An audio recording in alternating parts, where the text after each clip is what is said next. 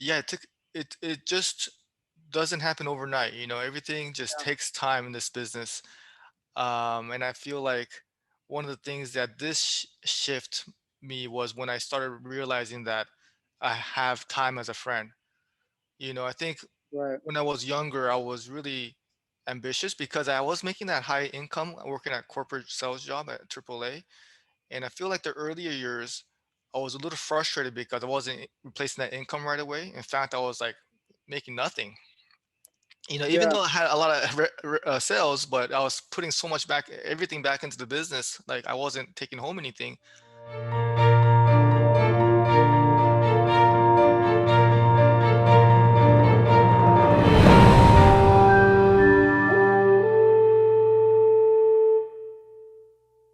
Hey Dan, Hey, Chris. how's it going, man? Can you hear me? Yeah. Okay, cool, cool. I was just sorry I took a second. I was just trying to get my AirPods to connect. They weren't working. Oh no. Yeah. No, we're good. How's it going? Cool. Good, man. Good. Dan, everything. Yeah, dude, I just want to take a sec real quick to introduce you for anybody out there that could be watching before we dive straight into it. Guys, this is Dan Kitajima. Dan Kitajima, top 1% farmers agent. He's also got over 10 years experience, Toppers Club Awards, 2019 Personal Lines Agents of the Year, and the list keeps going on. Dan, I know there's some probably even in the more recent years.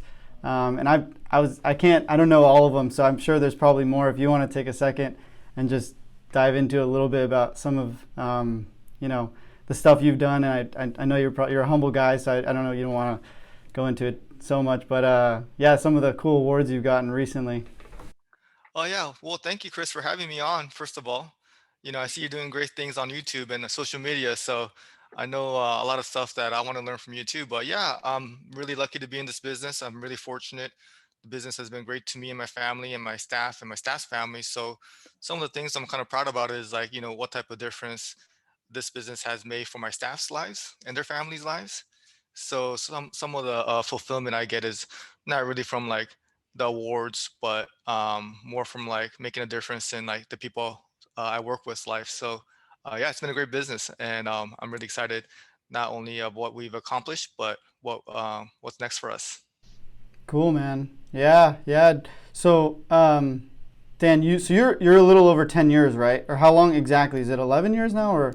13 year, almost Oh, 14 years. 13. hmm Wow. And Wow. I was an insurance agent right out of college, so 3 years working for insurance company, and then Uh-huh. but 13 years. So altogether 16 years, but 13 years as an agency owner. Gotcha. Yeah. D- One second. I'm actually going to switch the audio real quick just because I'm scared. It said something like that it might not record the audio, so I just really don't want to miss this stuff. So one sec. Let me just switch it to this computer audio. Does this sound okay? Can you hear me? I think it'll be fine. Yeah. Okay. Cool. Cool. Let's just see here. Okay. Cool. Cool. Um, yeah. No. For me, Dan. I was also similar. I was in college, and I worked for Farmers Insurance. I don't know if Oh you knew. yeah. Yeah, I don't know if you knew I that, know but that. I worked for Farmers throughout college. I was 18 years old. I reached out to one of my buddies. I said, hey, how do I, get a job? Or he was looked like he was doing well, and he just basically reached out to me and said, Chris, like you speak Spanish, right? And I said, yeah, I speak Spanish. He gave me his dad's number. He said, reach out to my dad. He has a farmer's agency. Remind him of our childhood because we were good childhood friends. And he was like, ask him if he'll give you a job. And luckily, the guy gave me a job. I don't know why he did. I was 18 years old. I think maybe because I was bilingual. And I started working at Farmers for about, every summer throughout college. And then, the whole time I was just like, I realized I like the business. It's a great business to be in, people business, and yeah, I just said, either I'm going to start my own farmers agency or I'm going to go independent. So I kind of saw like the farmer side of it, and it's a great company.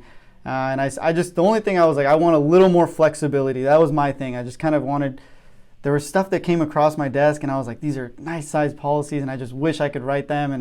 And that's kind of why I decided to go more independent. But overall, at the end of the day, farmers, is a extremely good company. So you're in the right spot, and it looks like it's done well for you. So yeah. Yeah, same with you. You're in the right spot too. I mean, for sure.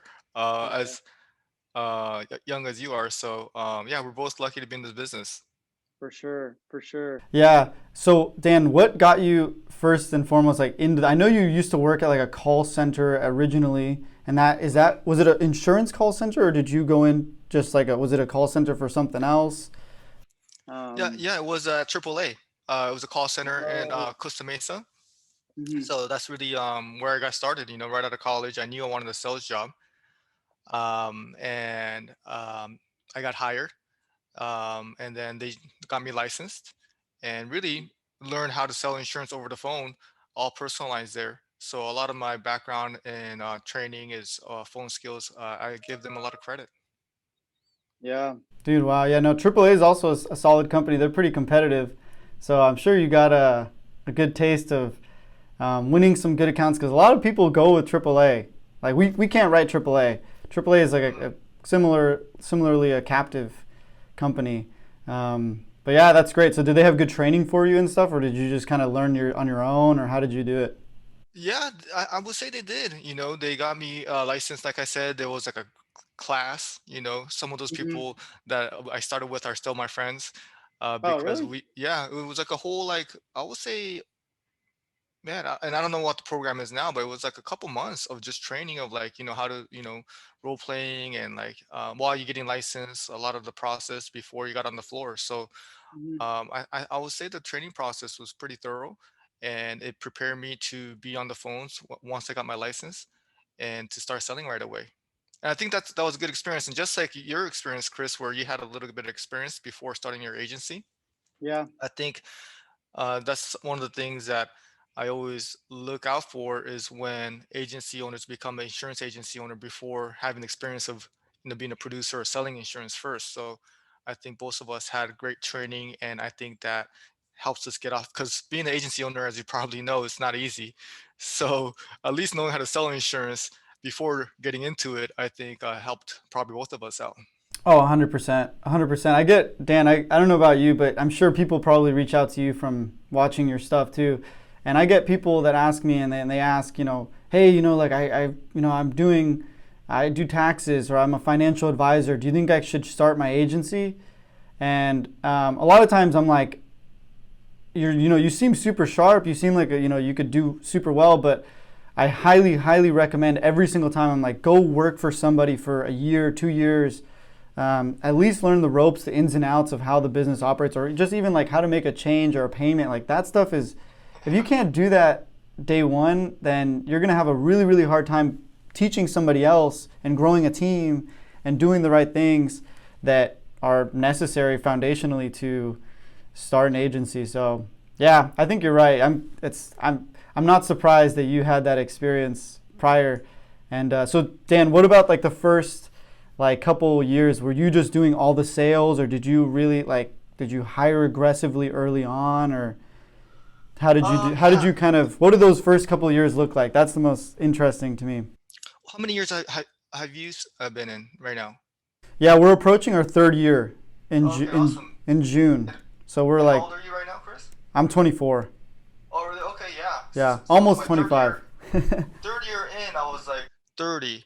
So yeah, you're man, your future's bright for you, man. Already an agency owner at thank that you, age and an independent one too. So thank you, really excited thank to you. keep in touch with you and see what you accomplish because that's a great spot to be in. But yeah, the first 3 years I was so let me think here. So I think I was 27, right? So yeah, I was 27. Didn't have any kids.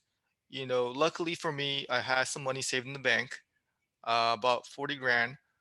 Okay, And I was just like, okay, and I was used to the call center environment. So the phones was ringing for me and we're picking up calls, and I was just used to the action. I did really well there too.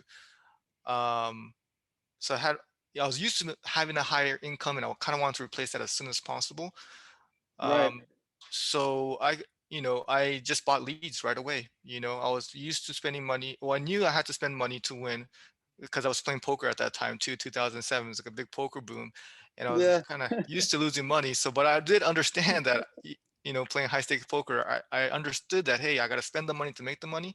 Sure. So day two, I started buying leads and I was working the leads, and I was really frugal with everything else. You know, I didn't have a girlfriend at that time, but I was like, hey, I can't spend that $50 dinner because I need that $50 to buy leads. Like almost everything I had, I was really I sacrificed a lot of fun. I would say those Yeah. first couple years, because at that age to be, you know, focused on that. And I still, had a little fun in here and there, but like no vacations, like didn't buy anything. Like I didn't want things, but I just didn't buy anything. I just really made a sacrifice to pay the price at that time. I feel like that helped me, and I feel like I still do that to a big extent still. But Mhm. early on, I had the intuition that, hey, I have to pay the price right now. S- and then I spent money on leads. I didn't really spend that much money on office space. The employee part came around 6 months later. I got really lucky in that situation, Chris, because at AAA, I had connections there, and another person that didn't work out there. It was a kind of a really bad time during that time. It was like a recession around Oh, that's right. 2008. 2008. So it was a difficult situation for a lot of people. So I was lucky enough to be able to hire somebody at that point, even though it's, as you may know, it's kind of hard to hire people in today's world, with the payroll expenses and how competitive the market is. At that time, I was kind of lucky looking back at it because I was able to hire somebody. Hmm. There weren't that many jobs out there, and she already had the experience because she was working at AAA. We knew each other from AAA, so it really lucked into having a great first employee. Wow. Okay. Um, and then went on to providing the leads for both of us. So both of us were selling insurance, selling leads, and it was a scratch agency, so we didn't have any much customer service. Uh, and internet leads also was kind of like considered like a fad at that time. Like people were saying like, don't do that. That's not going to work. Like people were like, you can't sustain that. That's going to go away. Like, it's not going to, it wasn't like a solution as it is these days to Sure. marketing.